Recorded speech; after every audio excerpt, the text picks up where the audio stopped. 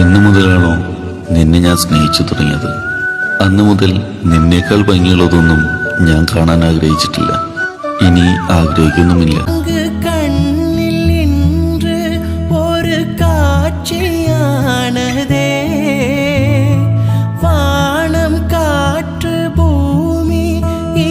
சாட்சியானதே